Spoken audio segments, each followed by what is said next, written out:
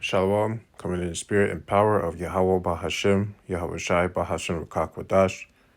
Double honors to the apostles of Great Millstone and to the hopeful elect pushing his word in truth and sincerity across the four corners of the earth.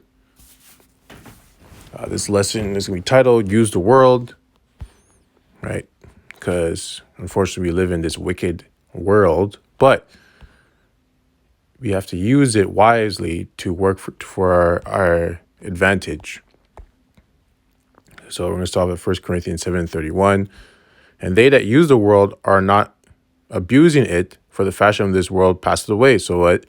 You have to use the world, right? But you don't have to abuse it, right? Abuse it is like you're getting too much involved in the world. Like, if you have to go in the world to make some money, make the money and then get out. Don't stay there and mingle and, get caught up in all that nonsense. Because if you stay there too long, you might get caught up in that, basically, right? You have to be like a boxer, in and out, bobbing and weaving, right? So now we're going to go to Ecclesiastes 13 and start at 17. What fellowship hath the wolf with the lamb? So the sinner with the godly, right? And the wolf and the lamb have no business being together, right? Because the lamb is prey to the wolf, right? And the sinner with the godly, right? Sinner and the godly have no reason to be together. The godly is all about doing the right thing. The sinner is about doing the wrong thing. They have no reason to be together. But just in the circumstances of using people in the world, there's circumstances where you have to use those so-called sinners. You got to use them, right? But not abuse it, not abuse them, right? Abusing is being involved with them and like hanging out with them, doing things like that with them. There has to be a reason why you are in their vicinity, right? If it's not a reason of financial gain or a way to help you in some way, then there's no reason to be there. Then you shouldn't be there, right? What agreement is there between the hyena and the dog? There is no agreement. And what peace between the rich and the poor? There is no peace, right? Rich and the poor live totally different lives. One's rich, one's poor. One has everything, one has nothing, right? One is in a want of something. As a wild ass is the lion's prey in the wilderness, so the rich eat up the poor. As the proud hate humility, so doth the rich abhor the poor, right? So we're in a poor state right now.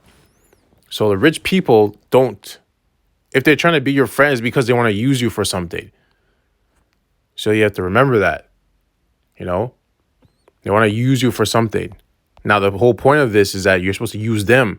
Okay, if let them think that they're using you, but really you're using them to get what you want. And as soon as you get what you want, you're out. So there has to be a reason for that meeting, right?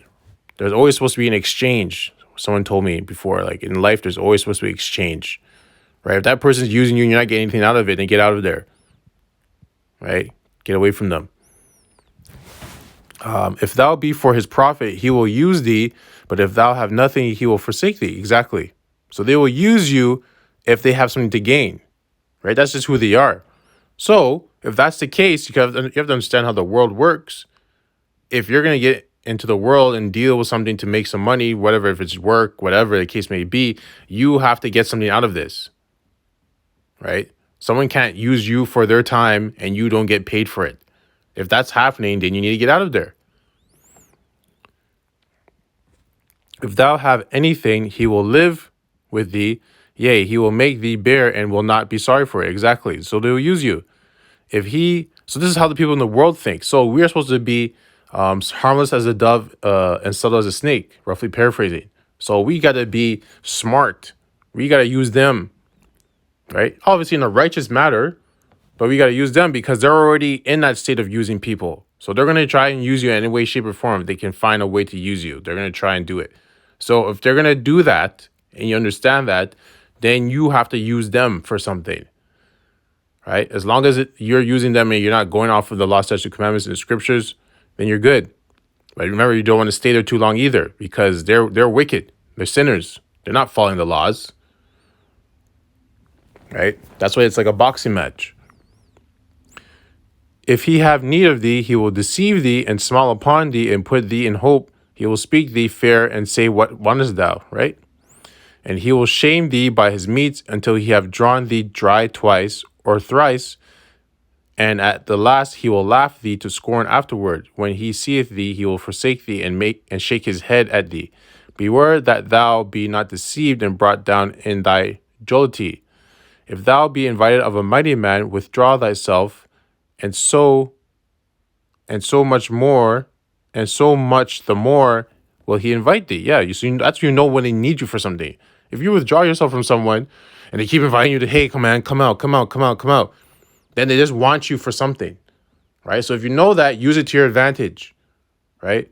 If a rich man like I read earlier, or up in the chapter, like in verse 6, right? If they're gonna be moving like that with you, trying to deceive you and smile upon you, okay, let them think that they're deceiving you, but you're getting something out of this, right? You just gotta be circumspect. You gotta be keen. You gotta be smart, right? You have to understand your surroundings. You have to have awareness. Press thou not upon him, lest thou be put back. Stand not far off, lest thou be forgotten. So he's telling you how the balance of it. It's a boxing match, right? So don't press up on the person, this mighty man or rich man. Don't press up on him. Don't when I say press up, like don't confront them, or not confront's not the word. Don't make it seem like you're interested in whatever they have to offer, right? Right? Don't make it seem like you're interested into their gifts or whatever, right? But at the same time, it says, lest thou be put back, stand not far off. So don't stand too far off either, right? You still want to be in the vicinity, right? It's just it's a dance, it's a game, it's a boxing match. So you don't want to go too, it's like everything you're doing with a woman.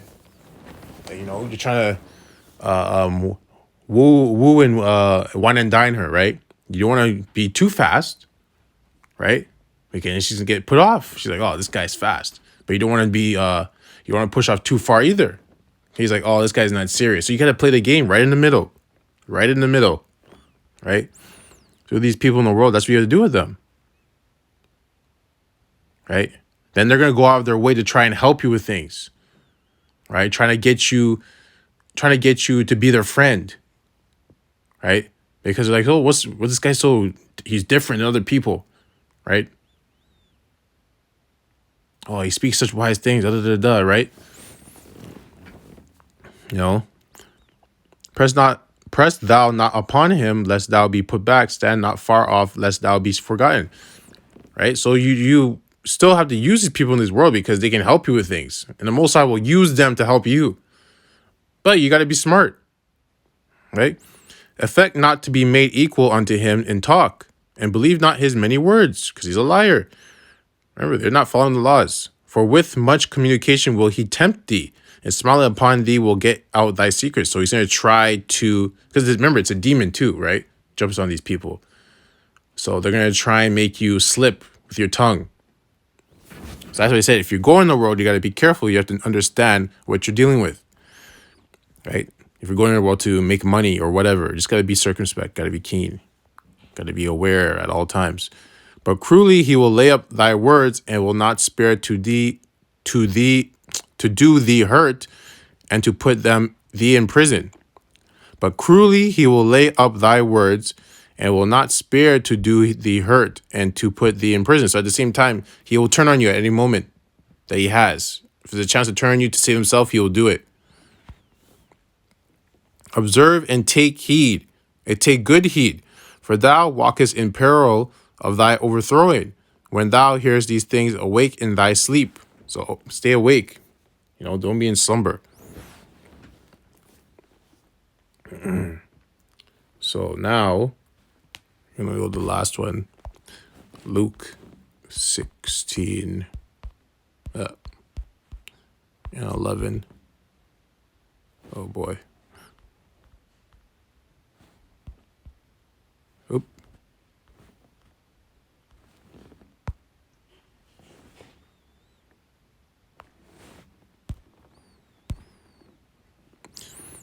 Luke 16:11. If therefore ye have not been faithful in... Well, that's not the right one. Slakia.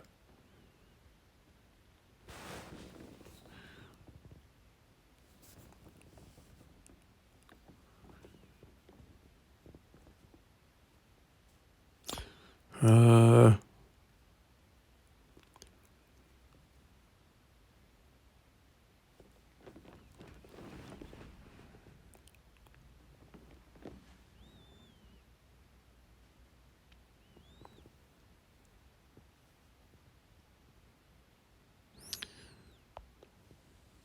this is Slakia. Okay, yeah. Okay, this one I wanted to read was this. Luke 16:13. No servant can serve two masters, for either he will hate the one and love the other, or else he will hold to the one and despise the other. You cannot serve Yahweh and Mammon. So you can't be in the world. Don't get caught up with the world, right?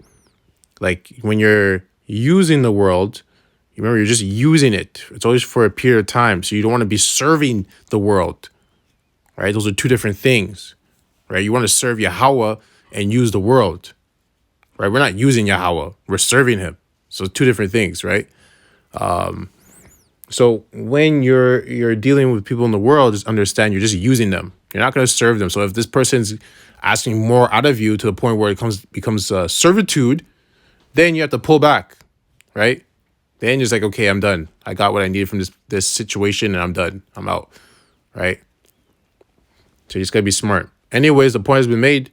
I just want to close out by saying, Kal Hala Yahweh, Bahashem, Yahweh Shai, Bahashem, Rukak Wadash. Double honors to the apostles of Great Millstone and to the hopeful elect, push his word in truth and sincerity across the four quarters of the earth. Death and destruction to his wicked kingdom, and 2/3 as well. Kwam Yasharallah, Abad Babal, Shalom.